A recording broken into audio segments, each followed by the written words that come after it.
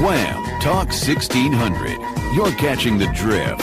Conservative talk. Intelligent conversations on local, state, and national issues with Gary Wellings, chief editor of the Current newspaper and Current Online. Join in the conversation at 734-822-1600. And now, your host, Gary Wellings. And thanks for tuning in to Catch Our Drift. Joining me in studio, Ipsy Ed. Hey, Ed Bonderenka. I was glad to have you on, and it makes it easy for me. I'm just glad they let me out once in a while. Exactly right. Well, what we do every Saturday on the Drift Radio Show is go over the news we put on the Daily Drift for you. And if you're not going there, you should. It's the news you need to know. www.thedailydrift.com. Check it out. It's not the news you find on the mainstream media. I peruse the web worldwide to bring those things to you. So get them out, share them on Twitter, Facebook, Gab, Pinterest, whatever else you're on. I'm not familiar with other than the big three, but yeah, me neither. Yeah. 100% liberal free. You know, in the 5.5 years, I think, Derek, we've been doing this, I cannot recall. There was one guy from California who's like a closet liberal. He always has some crazy scheme. Talk about a tinfoil that guy calls in. But, you know, I enjoy it. Don't get me wrong. I almost said 100% tinfoil free. Yeah, well, I'm not. No. I love my tinfoil hat probably more than anybody. But, all right, let's take care of a little business. Next Saturday is April 29th. And the 9th annual Caregiver Fair in Livingston County. It's put on by the Livingston County Consortium on Aging. They're going to have expert presentations. They're going to have over 60 exhibitors, and this is all kind of aging-related stuff. So if you're looking for health care or taking care of older folks, that sort of thing, check them out. It's going to be at the Brighton High School at the cafeteria entrance, and that's 7878 Brighton Road in Brighton, Michigan. There'll be parking assistance provided, so if you, I'm assuming that's kind of like someone will park your car for you, but it's from 9 a.m. in the morning until 1:30 p.m. in the afternoon. It's free admission. So if you're looking for something to do, if you got some questions about elder care or anything like that, they're going to have 60 exhibitors there, so it's going to be huge. They're going to do some free refreshments, some free great giveaways. And oddly enough, they're going to have a document shredder there. So if you got that pile of bills that you've been meaning to throw away but don't want to throw them away because you're worried about identity theft. Don't tell my wife. You know, I'm still finding stuff from like 12, 13 years ago, and I'm like, why did I hang on to this for so long? But it's a document shredder, so you can get out there and shred all that stuff up, you know, if you can't get in your backyard and burn it up like I do, being the hillbilly that I am. I introduced my wife to my best friend when we got married, and he was a GE appliance repairman. Yeah. And when she met him, she then went back and looked at, like, I don't know, 7 years earlier of receipts she had. And here she had a receipt from Jim having worked on her washing machine, and she remembered how well he was in telling her exactly what to do to avoid that again. Receipts from 7 years ago. Right. For washing machine. Yeah, you're not writing that one off. I love you, honey. That's the thing. Some things you just can't write off. And tax day's passed, thank goodness that we're done with that. But make sure you get out to that career fair, the Caregiver Fair next Saturday, April 29th. And hopefully, I was expecting somebody to call in today, but if they can call in next week and talk about it a little bit, it'll be even better. So I wanted to also say the Current May edition will be out in another week, and we've got a few days left. If you want to advertise in the Current, COURANT, online.com, I put out a big print newspaper, and you also get online for free, and you can have your website hooked right into our linked right there. Linked and the right occasional there, so. mention on the Drift. Yes, so you can get print, radio, and internet. What a bargain! For one I low need price. Something to advertise. What can I add? Oh well. Your Facebook page. Well, there you go. Okay. Well, anyways, we're going to start with the terror attacks. Right? We had the big one in Paris. One police officer dead, another one wounded, and this is right on the Champs-Élysées. Am I saying that right? Champs-Élysées. I've been there. I did Paris. I did a 3-day Paris stint, and I can tell I did it in 2005. Right when it was still Paris. I'm glad I did. My dad did it in 1945. I don't know if I'd want to be there in 1945 rolling the Germans back, but it was probably not a good place then either. But it's sounding more and more like Paris is not the place that I roamed the streets of in 2005. And, I did all the touristy things, took the little red bus around and all that stuff. But I'm not sure that you can do that and enjoy it today as much as we did even, 10 years ago. A friend of mine was saying that if you're a tourist, even the terrorists there know what, not the terrorists, I should say, not the terrorists, but the local new inhabitants, the fresh immigrants, they leave you alone. They know better than to mess with the tourists. Do they? Because she's been there a number of times. And, yeah, well, that's good. Yeah. That's good to know. I would hope that it would be the case. But, when you see stuff like this, a guy pulling out the AK-47 right on the main thoroughfare, I mean, you're really hitting, what I saw some guy on Twitter the other day who said, Beirut used to be the Paris of the Middle East, and now Paris is the Beirut of Europe. Yeah. How crazy is that? I mean, some of the best places in Europe are slowly turning into these hot zones of whatever. Why do the terrorists get to carry and I don't? Why don't the tourists get to carry? Sounds similar, tourists. I mean, because terrorists and criminals never follow the law, and that's what the liberals and these crazy socialists in Europe don't seem to get, isn't it? Yep. And I wanted to talk about this today, but I'm feeling a little introspective, I guess. And part of me is, what is it that makes evil in this world? I mean, these people, I'm fond of saying it, the birthplace of culture and civilization was the Middle East, Africa. That's where mankind allegedly was born. We came out of there. But why is the Middle East such a crap hole? And why is it exporting all that nasty whatever? Is it Islam? There's got to be one common factor coming out of the Middle East that is spreading this violence and poison around the world. What is it? If it's not Islam, what it is?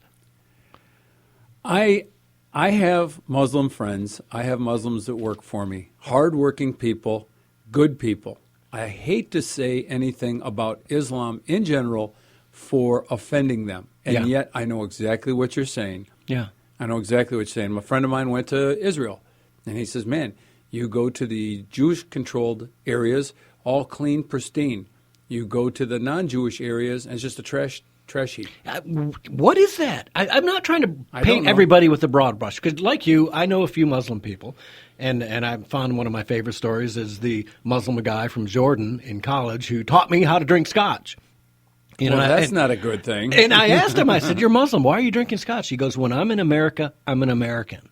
And I thought to myself, that is just the greatest thing to hear from somebody from a completely different culture. He invested himself while he was here. He goes, I don't really like going back anymore. I go back because my family's there. But he goes, when I'm in America, I'm American. And I thought, that is just the greatest thing to hear. I love that. Man, I mean, that's what immigrants are supposed to do. They're supposed to assimilate. Yeah. Absolutely. It's that melting pot. Yep. You know what I mean? It's when you dump too much turmeric in it, it's no longer going to be a melting pot of whatever. It's going to be all turmeric or whatever it is, And that's the craziest part of it. I just don't understand.